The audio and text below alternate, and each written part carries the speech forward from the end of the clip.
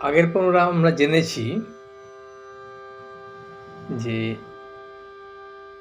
সপ্তম ভূমিতে মনের নাশ হয়, সমাধি হয় কি বোধ হয়, যা মুখে বলা যায় না।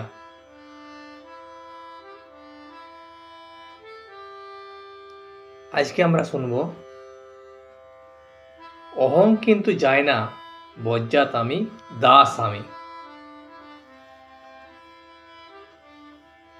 যে আমিতে সংসারী করে, কামিনী কাঞ্চনে আসক্ত করে, সে আমি খারাপ। যদি তুমি কামিনী কাঞ্চনে আসক্ত হও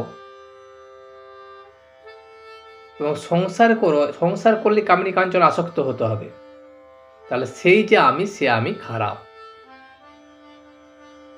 জীব ও আত্মার প্রভেদ হয়েছে। এই আমি আছে বলে জীব ও আত্মা দুটোর মধ্যে যে প্রভেদ হয়েছে, কে প্রভেদটা করেছে? না, আমি প্রভেদটা করেছে। আমি মাঝখানে আছে। জলের উপর যদি একটা লাঠি ফেলে দেওয়া হয়, তাহলে দুটো ভাগ দেখায়।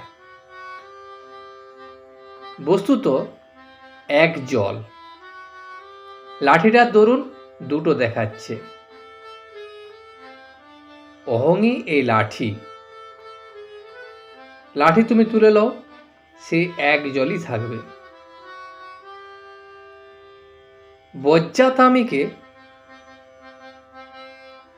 যে আমি বলে আমায় জানে না, আমার এত টাকা, আমার থেকে বড় লোক আছে, যদি চোরে 10-20 টাকা চুরি করে থাকে, প্রথমে টাকা কেড়ে লয়, তারপর চোখকে খুব মারে, তাতেও ছাড়ে না। পাহারাওয়ালা ডেকে পুলিশে দেয়, ও মেদ খাটায়।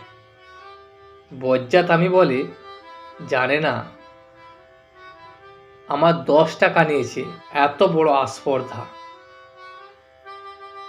বিজয় বললে,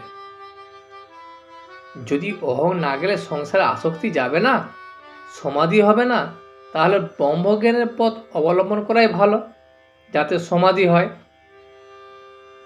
আর ভক্তিযোগে যদি অহং থাকে, তবে জ্ঞানযোগই ভালো।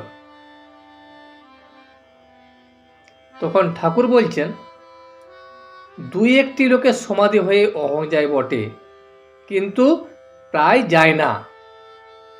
হাজার বিচার করো, অহং ফিরে ঘুরে এসে উপস্থিত। হয়তো 2-1টা লোকের মধ্যে অহং চলে যায়, কিন্তু সবারই যে অহং যায় তা নয়। হাজার বিচার করো, অহং ঠিক ঘুরে ফিরে এসে উপস্থিত হবে। আজ অসত্য গাছ কেটে দাও, কাল আবার সকালে দেখো হেঁকড়ি বেরিয়েছে। ঠাকুর এখানে উদাহরণ দিয়ে বুঝিয়েছেন, যদি অসত্য গাছকে কেটে দেওয়া হয়, তাহলে তার পরের দিন সকালবেলা দেখা যাবে যে তার থেকে আবার হেঁকড়ি বেরিয়েছে। একান্ত যদি আমি যাবে না, তবে থাক সালা দাস আমি হয়ে। যদি আমি না যেতে চায়, তাহলে সে আমি কেমনভাবে থাকবে? না, দাস হয়ে, দাস আমি হয়ে থাকবে। হে ঈশ্বর, তুমি প্রভু, আমি দাস, এইভাবে থাকো। আমি দাস, আমি ভক্ত, এরূপ আমিতে দোষ নাই। আমিতে অসুবিধা কিছু নাই।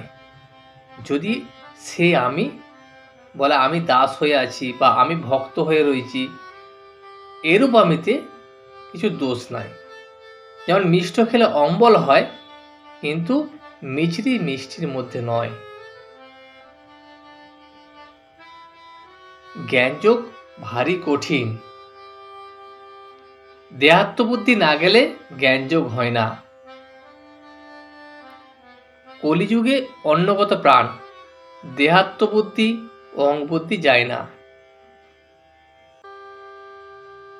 তাই কলিযুগের পক্ষে ভক্তিযুগ, ভক্তিপথ সহজ পথ। জ্ঞানযোগের মাধ্যমে যদি তুমি ঈশ্বরকে পেতে চাও, সে ভারী কঠিন। দেহাত্মবুদ্ধি যদি তোমার না যায়, তাহলে তুমি জ্ঞান হয় না।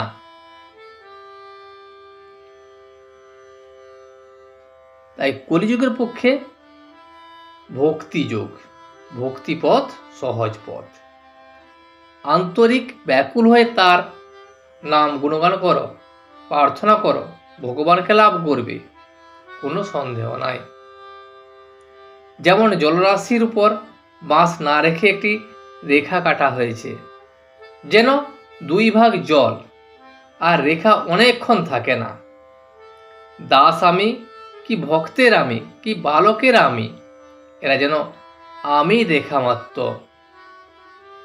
আজ এই পর্যন্তই। ভিডিওটি শেষ পর্যন্ত দেখার জন্য আপনাকে অসংখ্য ধন্যবাদ। ভিডিওটি যদি আপনার ভালো লেগে থাকে, তাহলে একটা লাইক, কমেন্ট এবং বন্ধুর সাথে শেয়ার করে দেবেন। সাবস্ক্রাইব করে পাশে থাকা বেল আইকনটি বাজিয়ে দেবেন, যাতে আপনাদের নতুন ভিডিওগুলি সর্বপ্রথম আপনার কাছে পৌঁছে যায়। জয় শ্রী রামকৃষ্ণ।